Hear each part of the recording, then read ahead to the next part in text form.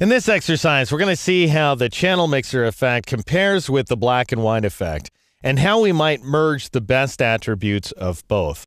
So I've gone ahead and called my progress file CM versus BW, channel mixer versus black and white, .psd, found in the 18 black-white folder. And notice here inside my layer comps panel, I've gone ahead and created a new comp for the black and white version of the image. That is, the black and white adjusted version of the image. Now, because we want to be able to compare the really essential details inside this image, I'm going to have to move the layer comps panel out of the way here so we can see this earring as well as the magenta hair and everything else that's going on. So you may recall these are our various shadows highlights versions of this composition. So let's run through them. This is the shadows highlights image set to basically a default grayscale conversion. So not all that interesting, but not as good as anything we've come up with since. This was that custom effect, which worked well for the background image, for the original image, but it didn't work nearly as well for the shadows highlights version of the image.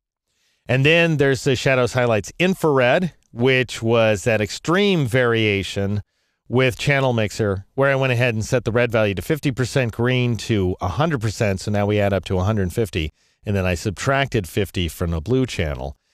And that ends up giving us a dark earring and also some dark magenta hair because both of those require blue in order to show up.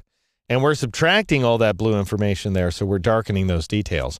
Compared finally with the black and white adjustments that we just applied in the previous exercise, you can see that they look a little flat by comparison, but that's not really a fair comparison. I'll show you why. I'm going to go ahead and double click to the right of the word mask there to hide that adjustments panel. And we can see that when I click in front of SH infrared, I'm marrying both the channel mixer effect and the brightness contrast effect on top of each other. If I take brightness contrast away, that's also a lower impact effect right there. So in order to really be comparing apples to apples, I'll go ahead and increase the height of my panel a little bit. And I will not only switch to SHB and W, but I'll also move the brightness contrast layer on top of the black and white layer. That's very important because if we were to turn on brightness contrast below black and white, it wouldn't have nearly the same effect. We'd be applying brightness contrast to the full color image and then applying black and white settings on top of that. What we want instead is black and white applied to the full color image, and then we're increasing the brightness and contrast of the final black and white effect. So I'll go ahead and turn on this layer right there, BC, and now we get a much more high contrast effect out of the black and white adjustment as well. So I'm going to save that off as a new layer comp, and I'll call this guy SHBNWB/C, like so. Click OK. And now here's our real comparison. This is the infrared effect, dark earring, dark hair, dark jacket as well. Check out the jacket details. Versus the black and white version of the effect, bright earring, bright frock. We've got some frock details that brighten up. Brighter jacket, brighter hair. So this might make it look like, well, you know what? Actually, black and white is better than channel mixer. Not actually true. Again, we're not completely comparing apples to apples here. I'm going to switch back to SH infrared. The thing about the channel mixer is you can create more extreme effects than you can with black and white. You can push that effect even farther. So that's what I'm going to do. I'm going to double click on that channel mixer layer down there, the one that's called infrared B&W. And I'm going to go ahead and take my red value up to 100 now. And of course, we're just blasting out the colors in the effect. We're clipping highlights like crazy. But that's not enough. I'm going to take the green value up to 150. So now our total is 200%. And we're going to take it out of blue, so negative 150, like so. Even still, even though our total is 100%, we're actually clipping highlights inside this image, and we're only going to be able to see that if we bring up yet another panel, the histogram panel. And I'll update the histogram, and notice we do have some clipping over here on the right-hand side of the graph. So in order to correct for that, I'm going to take this green value down 10%. So I'm going to press Shift-down arrow to reduce that green value to 140. Now our total's only 90%. But now we have a decent histogram. If I update it, you can see we're going right to the edge of the graph there. We're not clipping any of the highlights. We're getting extreme highlights, extreme shadows out of the effect. We are starting to pull apart some details. If you look closely at, especially at the left side of the image, the out of focus portion, you're going to see that we have more posterization than we had before. But now let's say we look at these effects. This is the new shadow highlights infrared effect versus the final black and white effect. So the former, that is the channel mixer effect, is certainly more radical. And let's say this is preferable. Let's say we like it better.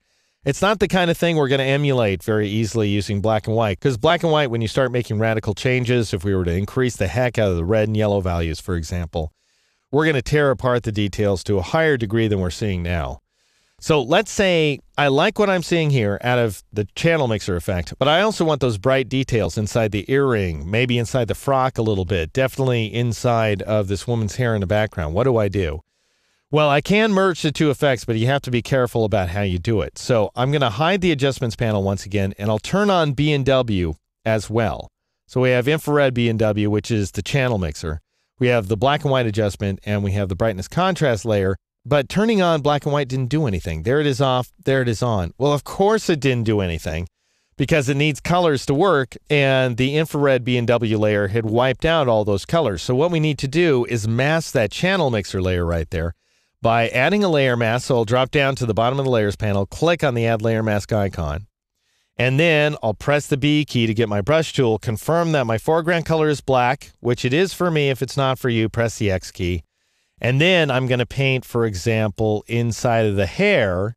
And now what I'm doing is I'm revealing the magenta inside of the original RGB image. So if I were to turn off black and white, you can see that I am now revealing that magenta area so that the black and white layer can work on it. So now we're getting more detail inside of that hair. So notice if I shift click on the mask, then I'll turn it off. So this is the hair as it appears subject to just the channel mixer effect. Shift click, that's the hair subject to the black and white adjustment. And then I could paint into this collar a little bit too, but I don't want the collar to be that bright. So I'm going to increase the size of my brush cursor a little bit by pressing the right bracket key a couple of times. Press the X key in order to paint with white, and I'll paint like so to darken up that collar a bit. And then press the X key to switch back to black. Go ahead and reduce the size of my cursor by pressing the left bracket key a few times and paint inside of that earring like so to go ahead and brighten it up.